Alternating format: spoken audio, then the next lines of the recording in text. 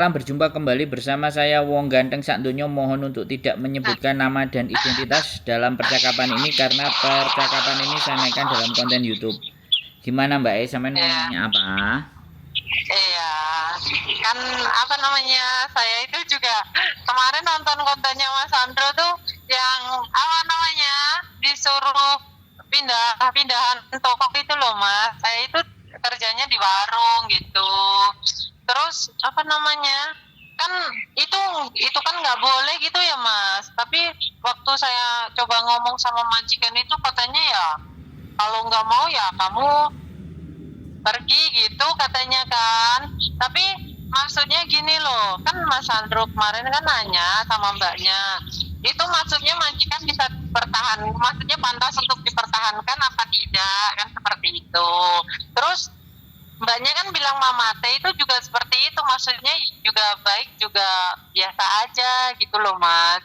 Tapi konsekuensinya itu kalau diteruskan seperti apa sih Mas?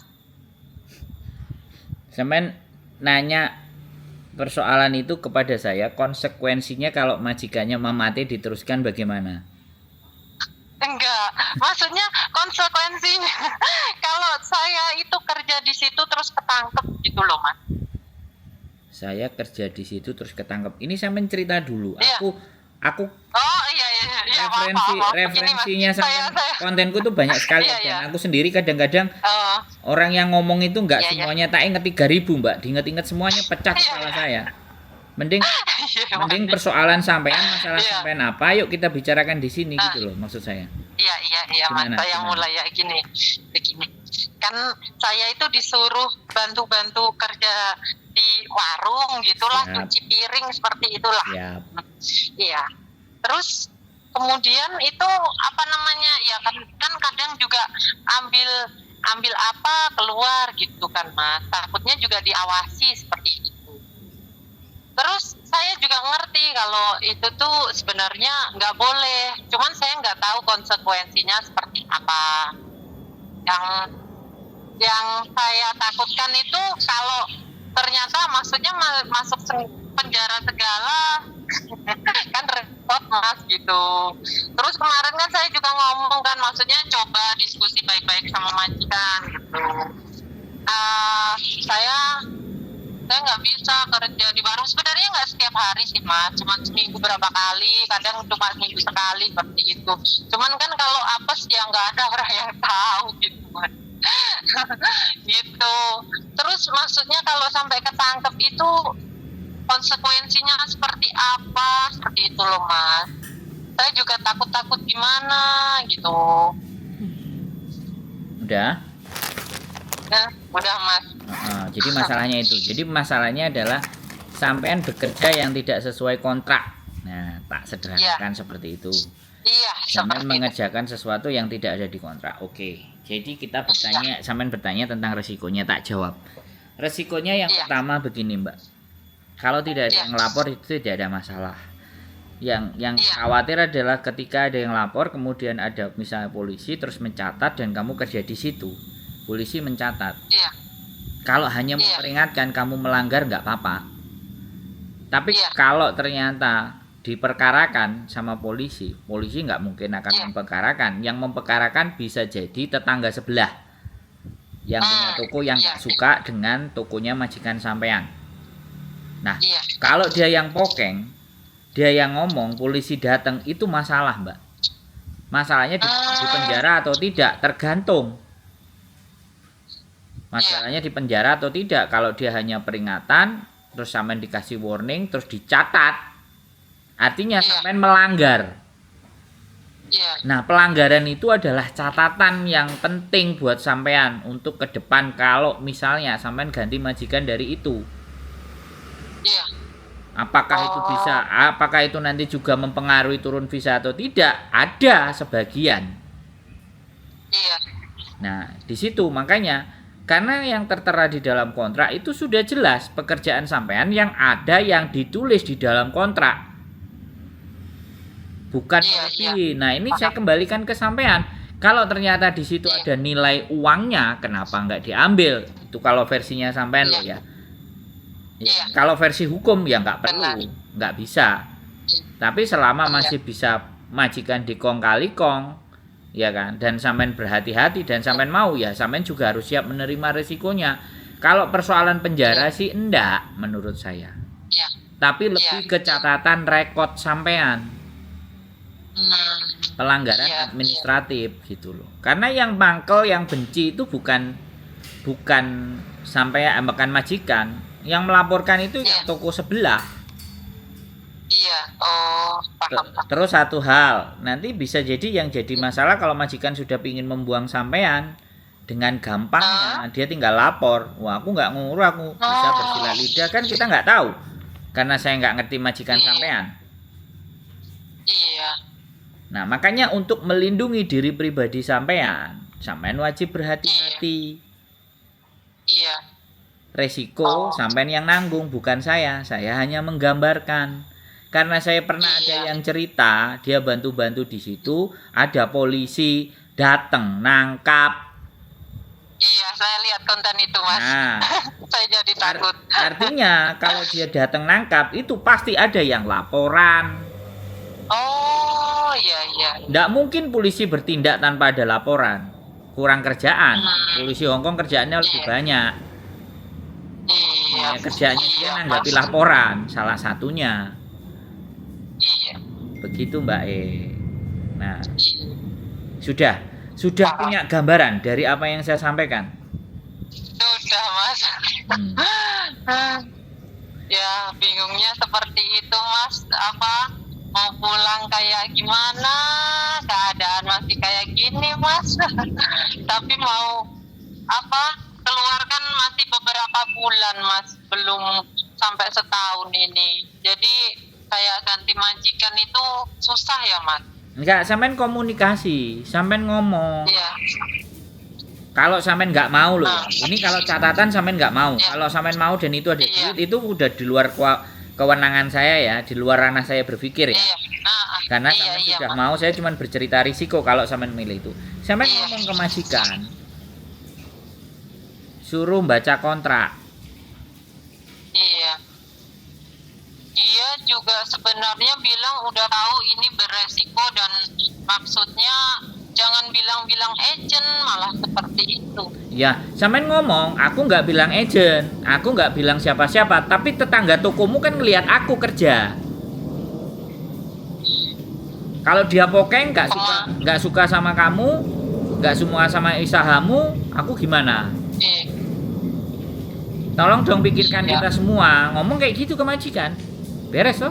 Iya, kemarin saya sudah mencoba bilang seperti itu, Mas. Maksudnya juga saya tuh takut keadaan kayak gini gitu kan. Maksudnya saya tuh mencoba menjelaskan gitu loh, Mas. Tapi dia cuma bilang, ya kalau kamu nggak mau ya kamu harus pergi. Aku tuh ngambil CC itu ya cuma intinya cuma buat bantu seperti itu. Kalau rumah itu saya bisa sendiri gitu bilangnya ke saya.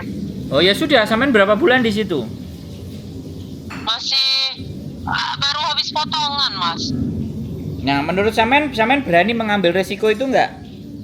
Atau hati was-was? Ya, punya setiap hari disuruh ke situ rasanya lemas. Sampean lapor ke labor berani enggak? Tapi sampean harus dapat kalimat itu tadi. Aku ngejeng kamu ya karena di toko nggak ngerjain di rumah. Nah itu bisa nggak sampean dapat kalimat? Dia bilangnya bukan di toko, bilangnya buat bantu. Itu kan persiapan di warung kan, Mas. Maksudnya buat dibawa di warung, katanya buat persiapan yang di warung itu loh yang butuhnya gitu, bukan buat di toko gitu. Ya, cuman kalau cuma masalah rumah sendiri aku mampu gitu katanya. Ya sudah kan, buat bikin persiapan di warung terus dianterin aja, kan dianterin. Sampean nggak kerja di situ kan, cuman nganterin aja, nggak apa-apa, dianterin aja.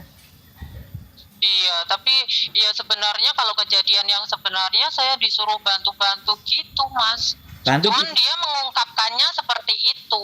Bantu di toko. Atau bantu di rumah. Ya sampean berani nggak rekam terus ngomong sama labor? Oh, ya sebenarnya saya kirimin maksudnya ada video tapi cuma rekaman sepintas itu bisa nggak sih, Mas? Ya nggak apa-apa, yang penting sampean ngomong kejadian yang sampean alami dan saya butuh pekerjaan tapi saya nggak mau diperlakukan kayak gini. Saya ngomong ke majikan, majikan ngomongnya mau ngintermanage saya. Iya. Labor Oh, nanti akan seperti negur itu, majikan Mas. sampean. Seperti itu ya. Ya nggak apa-apa. Tapi konsekuensinya paling dipecat gitu ya Mas ya? Loh, nggak, kalau sampean di-interminate dengan alasan itu, sampean kan sudah ada pelaporan ke labor. Oh, seperti itu. Kalau ada Iya, kalau benar. ada surat laporan ke labor kan berarti keinginan nginterminate majikan itu sudah berdasarkan komplainan sampean yang sudah sudah kelihatan diketahui, gitu. yang sudah diketahui sama labor. Kalau sudah diketahui sama labor ya, kalau sampean bisanya ditolak sama imigrasi kan labor akan punya sampean bisa sodorin gitu loh. Oh, iya ya Mas. Iya. Sampean menolak break karena sampean dipekerjakan tidak sesuai dengan kontrak itu sebenarnya bukan sesuatu yang salah. Oh, kalau saya nge-break pun bukan suatu yang salah ya Mas, kalau saya udah bisa ada bukti. Membuktikan kata-kata majikan dan pekerjaan sampean sehari-hari sampean rekam. Oh, iya ya Mas. Iya. Wah, ini ide yang sangat bagus Mas. Terima kasih banyak. Ya selalu ngomong sama kita ya harus ada solusi, Mbak. Kalau nggak ada solusi ditutup aja channel ini. Iya, aduh, jangan Mas, ini benar-benar sangat menginspirasi. Setiap hari saya mendengarkan dengan ngakak-ngakak sendiri Mas. Nah, jadi kan kamu tinggal bicara. Di kontrak ini kamu mempekerjakan saya di rumah. Kalau hanya untuk masak di rumah terus dibawa ke toko itu boleh. Tapi kalau kamu sudah nyuruh saya di toko itu, alamat itu, artinya saya sudah melanggar aturan dan ini resiko buat saya. Dan ketika sampean ngomong kayak gitu, sampean rekam voice dan jawabannya dia apa, itu kekuatan sampean yang istimewa. Oh iya Mas, iya. Saya akan berusaha. Nah, ya makanya sekarang yang menjadi kendala teman-teman kan kalau teman-teman butuh uang, ya, nggak siap pulang, ya kan? Tapi diperlakukan jujur, Mas, sudah tidak sesuai gitu loh, gimana? Iya. Jujur, saya itu sampai kayak gini. Mungkin emang setiap kali ke sana itu dapat uang Mas, tapi uang itu bikin saya benar-benar ketakutan, lemas, nggak bisa tidur, kerja nggak fokus kayak gitu Mas, malah kayak merusak mental saya. Kalau caranya kayak gitu mending, maksudnya yang normal-normal aja, standar-standar aja gitu, nggak apa-apa gitu loh Mas. Kalau ini tuh saya jadi kayak nggak butuh uang rasanya. Ya nggak apa-apa. Kalau hemat saya, kalau sampean masih pingin tenang dengan uang itu, ya perbanyak sedekah, perbanyak doa, perbanyak berbuat baik.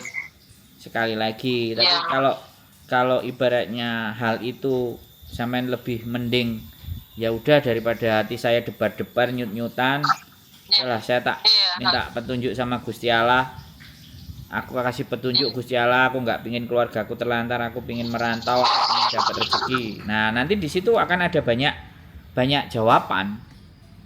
Salah satunya jawaban dari YouTuber gitu. Salah satunya. Iya, YouTuber yang ini nih. Salah satunya, tapi nggak semua gitu loh. Iya.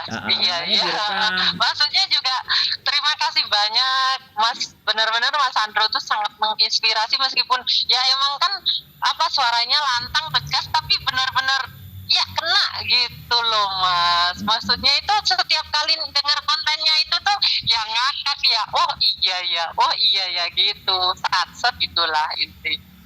Pokoknya saya salut banget, jangan ditutup lah kontennya. Sangat-sangat menghibur dan sangat-sangat membantu Mas. Terima kasih banyak. Wis sudah tidak dalam kebingungan kan? Nanti kalau masih bingung, khawatir lagi, kontak lagi. Sekarang yang ada di benak, planningnya jalani dulu, lakukan dulu. Seperti apa hasilnya. Nanti kalau memang ternyata ada petunjuk-petunjuk yang lain butuh didiskusikan, ayo monggo. Tapi kalau terima kasih banyak. Kalau enggak ada masalah. Jadi problem, namanya juga teman ngobrol kan. Ini namanya teman ngobrol. Iya Mas, benar-benar dan ada solusinya. Terima kasih banyak Mas Andro. Terima kasih banyak bantuannya. Ya udah kalau begitu. Ya, assalamualaikum. Ya selalu, waalaikumsalam warahmatullahi wabarakatuh. Terima kasih sama-sama. Oke teman-teman, dipekerjakan majikan di warung atau di restoran dengan apapun, tidak perlu panik dan tidak perlu bingung. sekali lagi tinggal ada dua sisi dan dua hal. Kalau kalian merasa itu menguntungkan dan kalian nyaman, tenang, jalani sambil berbuat baik, bersedekahnya dibanyakin. Kalau katanya orang Jawa itu banyaklah bersedekah untuk menolak balak, jadi segala bentuk mara bahaya. Nah, tapi kalau kita ngerasa bahwa itu terlalu berat dan membuat hati jantung berdebar-debar dan gak tenang, ya sudah, bicarakan baik-baik dengan majikan. Ya, dan satu hal, jangan lupa direkam jawabannya untuk bisa kita maju perang ke tempat yang lebih tinggi. Jadi seperti itu ya teman-teman. Hidup itu semuanya adalah pilihan. Saya tidak berhak menentukan pilihan dari teman-teman di sana. Saya juga tidak selalu berkata-kata yang benar. Tetapi saya mencoba dari diskusi itu teman-teman mendapatkan nilai dan makna, sehingga tahu apa yang harus dilakukan. Mengurai persoalan itu untuk lebih sederhana bisa dipahami. Karena tidak semua orang mau diajak berbicara tentang masalah kita. Yang ada, ajak anakku bahagia bareng. Jangan diajak aku membahas masalah yang susah. Ya, itu saja dari saya, teman-teman. Tetap semuanya semangat, keep stay tune my YouTube channel and see you next video. Bye bye.